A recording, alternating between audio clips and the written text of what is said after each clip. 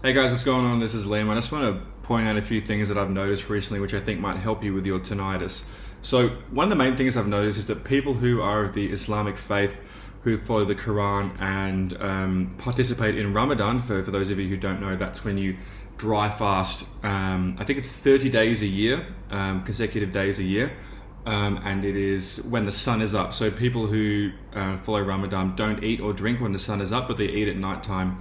And in the morning, and they seem to get better results. Now, I don't know whether that's because they've got a better attitude, or they're used to fasting and they do it, or their body has primed itself to do that, but whatever it is, you can be pretty damn sure that it has nothing to do with ketosis. You're not going to get in ketosis, and you're not going to get the major effects of fasting if you're only doing basically closed like a sort of like a short window of eating in the morning and at night.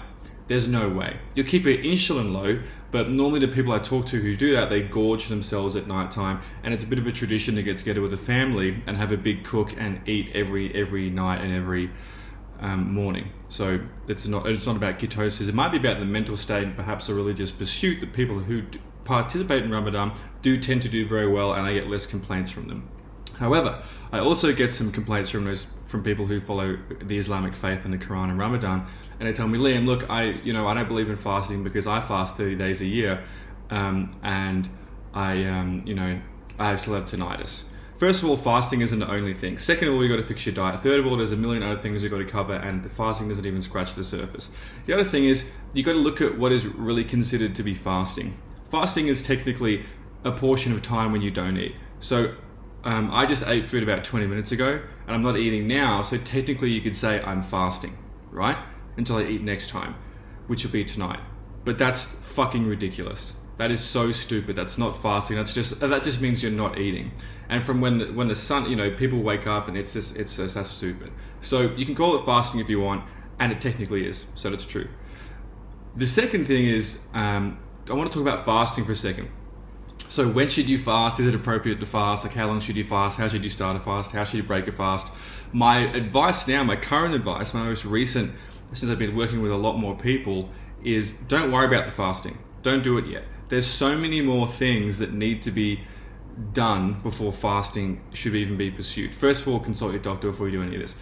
Secondly, you need to come off your medications. So fix the food first, fix the medications first, fix your home life, fix your financial situation, and don't say, oh, when my tinnitus is gone, if you have a shit girlfriend or a shit boyfriend or a shit boss or anything like that, just fix that. Don't worry about the fasting, fix food at the same time, okay? It's not hard to see the stepping stones, and I'll break it down for you just in case you have a bit of trouble seeing that. Quit coffee, quit alcohol, quit the carbohydrates, eat more meat than you do vegetables. If you look at what's in vegetables, it's not good, it's not doing anyone any good, and it's making people very sick to eat all these vegetables. It's ruining your gut, okay? So eat more meat than you do vegetables. As I said right in the fasting, right now, I'm telling people to really just don't worry about the fasting, just to save that for later. However, I would advise people to do take a similar action to those who follow Ramadan, as I was speaking about before, which is basically there's eating windows. I don't know. It's like the ketosis people. They use the word, which I don't follow that at all. I don't think the keto diet is smart at all, because they have lots of nuts and they have lots of dairy, which is people who take nuts and dairy out of their diet see lots of improvements in their tinnitus and their hearing and visual snow. Even I had someone contact me and tell me that cutting out dairy helped their visual snow, so that's pretty cool, I think. Anyway, but I'll just leave it there. But really, the takeaway from this is, if you just have tinnitus or you're worrying where to start with all the plants, fruits, vegetables. Start reducing them and increasing your meat intake. If you have issues you're scared about cholesterol and think that you've got too high of a cholesterol, the cholesterol was actually started by, the whole cholesterol thing was started by people who want to sell you grains and want to sell you nuts and all that shit, because that's what grows in America. Okay, we've got plenty of that.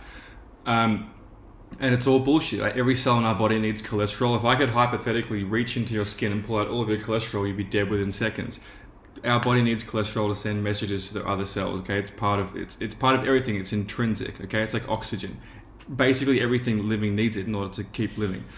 So I'll leave that there, but please go and look up whatever I just said. Go check it out, but cut out the nuts, cut out the seeds. If you're drinking almond milk, that's a joke. Stop taking that stuff. Pretend that you're of the Islamic faith. Pretend that you're Muslim, and do Ramadan every day if you want to keep your insulin low. Because remember, when you're fasting, the way I see it, when you're fasting regarding tinnitus, it's really insulin staying low and ketosis that we're going for.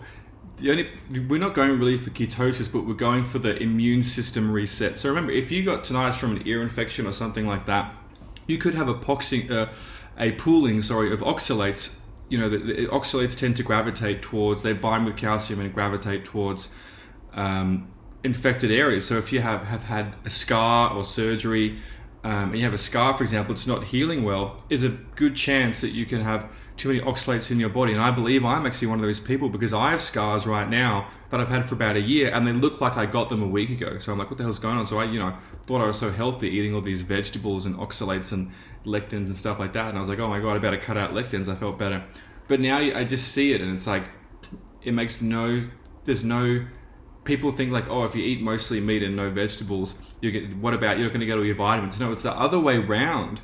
It's so interesting. It's the other way around. If you only eat vegetables and no meat, you're fucked. Supplementation barely works. The amount of people I get coming to me, okay, it's over one a week now, who say, Liam, I went vegan for 3 months. Liam, I went vegan for a year and my health deteriorated. It was good for a month because I was cutting out carbs and alcohol and smoking, but then I got tinnitus and now I'm really sick, and I only got they have kidney stones because of the oxalates. It's such a poor training by, people just see these vegan people online who go, oh, well, I'm going to follow this guy because he seems like he knows what he's talking about. Even me, even if you think I know what I'm talking about, go and check the research. But you have to learn how to research a paper. You can't just view the abstract and assume that the people who are writing it are being honest, okay?